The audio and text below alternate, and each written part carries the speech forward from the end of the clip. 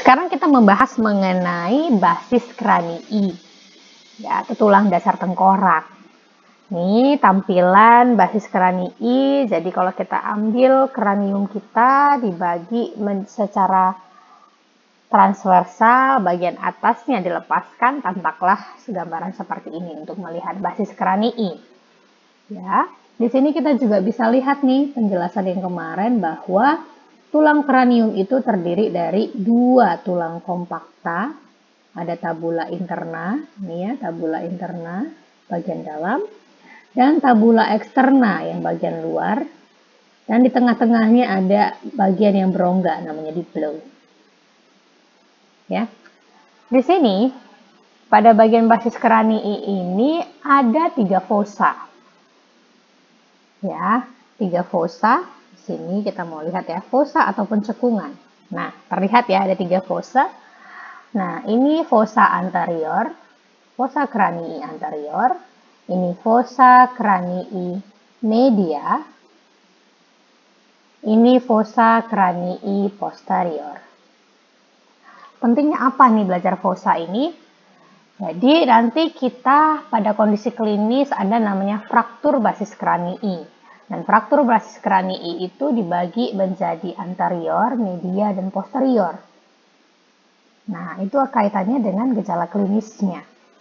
Jadi pada fraktur basis kranii anterior, nanti kita bisa temukan gejala epistaksis atau mimisan dan adanya memar atau hematom di sekitar bola mata atau raccoon eyes. Ya. Ini bisa dijelaskan dari anatomi. Nah, ini tadi fossa kranii anterior, ya kan? Di sini terdapat lamina cribosa os ethmoid, ya kan? Di sini os ethmoid yang merupakan tulang pembentuk atap atau bagian superior daripada hidung. Ya, jadi wajar kalau di sini ada fraktur, gejalanya adalah epistaksis. Nah, di sini juga kita bisa lihat tulang atap orbita, ya kan? Ini kan os frontalis. Kalau kita lihat dari arah anterior seperti ini, nah, ini tadi ya. Nah, di sini juga dia bersinggungan dengan tulang-tulang orbita. Jadi kalau terjadi fraktur di sana, bisa gejalanya adalah hematom di sekitar orbita, hematom periorbita atau raccoon eyes.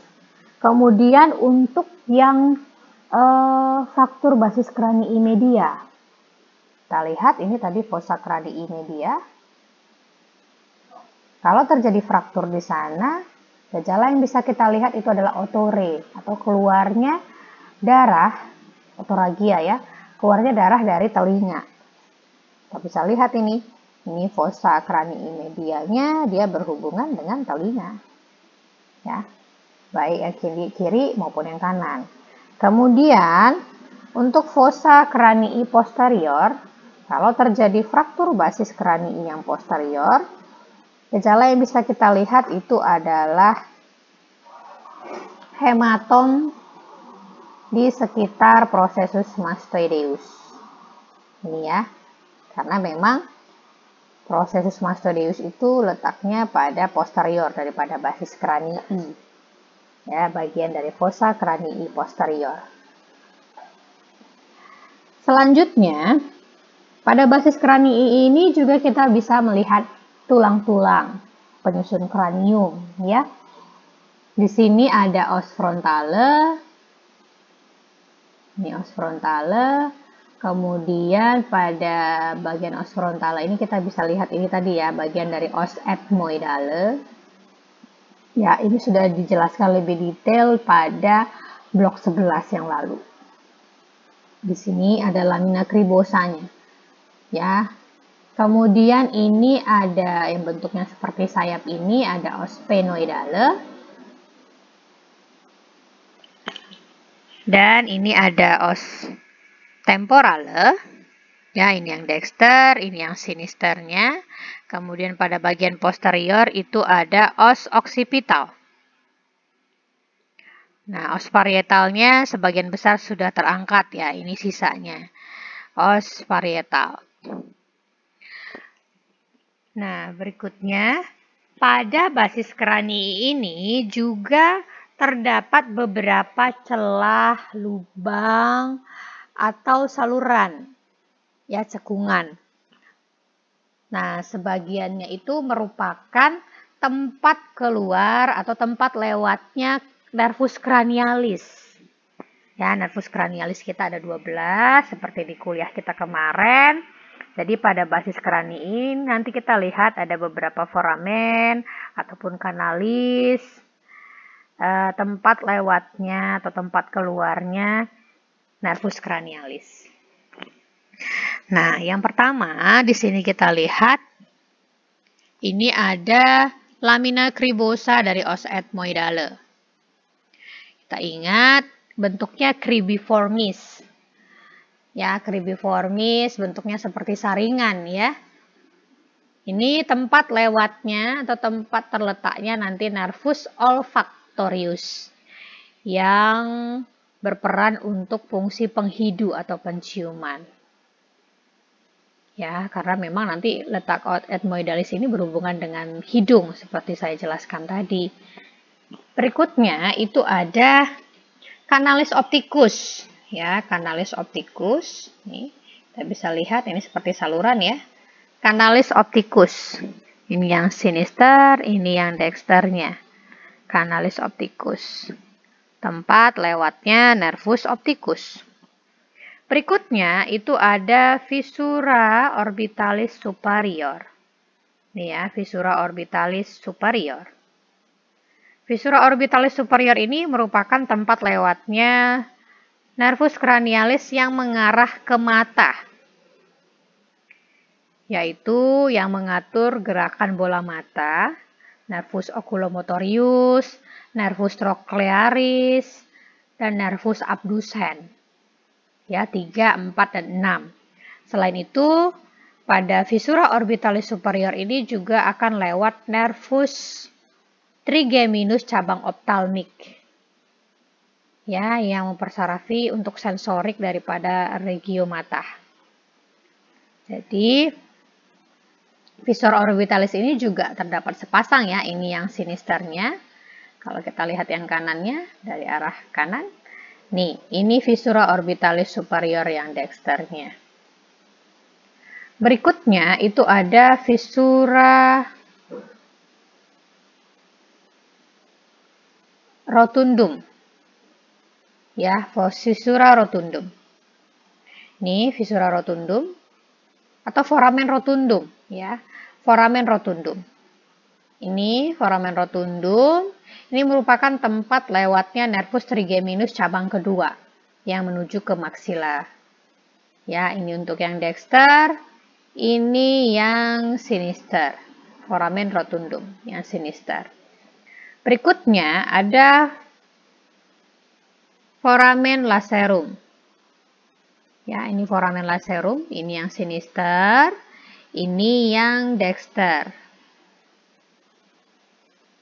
Oke, foramen lacerum. Selanjutnya ada foramen ovale. Ya, foramen ovale. Jadi tidak hanya di jantung ya terdapat foramen ovale, tetapi juga di basis kranii. Ini ya bentuknya seperti oval. Makanya disebutnya foramen ovale. Ini yang dexternya, ini yang sinisternya, foramen ovale. Ya, foramen ovale ini merupakan tempat lewatnya nervus trigeminus cabang ketiga yang ke arah mandibula. Kemudian di sini juga ada foramen spinosum. Ini ya, yang kecil, titik kecil ini spinosum, foramen spinosum. Bentuknya seperti ujung jarum katanya, sehingga disebutnya foramen spinosum. Ya, ini yang dexternya, ini yang sinisternya. Kemudian di sini juga ada meatus acousticus interna yang dari arah telinga. Ini ya, ini telinga kita, aurikulanya masuk di sinilah dia tempatnya. meatus acousticus interna. Ini yang dexter, ini yang sinisternya ya. Saya jelaskan di sini, ini yang dexter, ini yang sinister. MAI ini atau meatus acousticus interna ini merupakan tempat lewatnya nervus facialis dan nervus vestibulocochlearis, nervus 7 dan 8. Selanjutnya itu ada foramen jugulare, ya. Foramen jugulare. Ini yang dexter, ini yang sinister. Nah, ini merupakan tempat lewatnya nervus glossopharyngeus, nervus 9, nervus vagus, nervus 10, dan nervus accessorius. Berarti 9, 10, 11. Selanjutnya itu ada canalis hypoglossus. Ya, canalis hypoglossus di sini. Canalis hypoglossus ini yang dexter, ini yang sinister. Ini merupakan tempat lewatnya nervus 12 atau nervus hypoglossus. Kemudian yang besar pada bagian posterior ini merupakan foramen magnum. Di sini nanti lewat batang otak ya, batang otak. Nah, berikutnya ada bagian-bagian detail lagi daripada basis kranii ini. Jadi ini bisa kita lihat ya, untuk os frontal sendiri sebenarnya ada bagian-bagiannya lagi. Pada bagian anterior ini, yang ini kita sebutnya squama frontalis. Ini yang dexter, ini yang sinisternya. Ya, squama frontalis. Kemudian ini adalah pars orbitalis daripada osis frontalis. Ya, di sini nanti kita lihat ini merupakan bagian atap daripada tulang-tulang orbita ya, tulang atap orbita ya, pars orbitalis dari os frontalis. Kemudian ini tadi kita bisa lihat bagian dari os sphenoid ya, ini semua yang bentuknya seperti sayap. Ini juga ada bagian-bagiannya ya, ini ala mayor osis sphenoidale ya, ala mayor sayap besarnya atau greater wing namanya ini ya, ini yang dexter, ini yang sinisternya. Kemudian ini ala minor. Ini ala minor daripada os sphenoidalis ya. Lesser wing kalau istilah dalam literatur Inggris.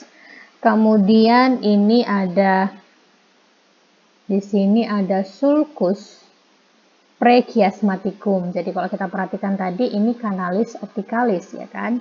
Canalis opticalis di sini tempat lewatnya nervus opticus dan dia akan menyilang di sekitar sini chiasma opticus. Maka sulcusnya ini kita sebutnya sulcus prechiasmaticus. Kemudian ini bagian korpus daripada os sphenoidale.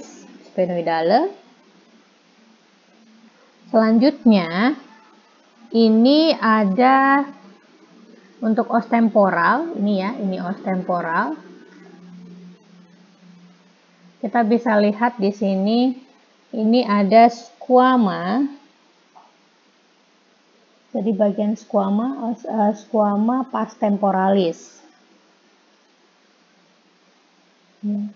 Yang meliuknya ini squama os temporalis, ini yang dexter, ini yang sinister.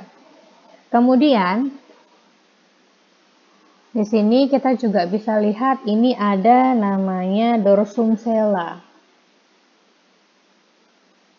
Ini dorsum sella.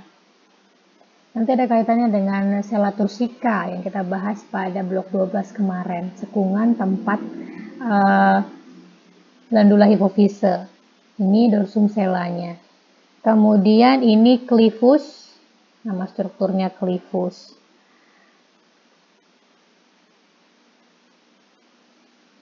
Kemudian pada bagian oksipital ini ya, ini dari arah basis kranii kita sebutnya squama occipitalis ya, squama occipitalis.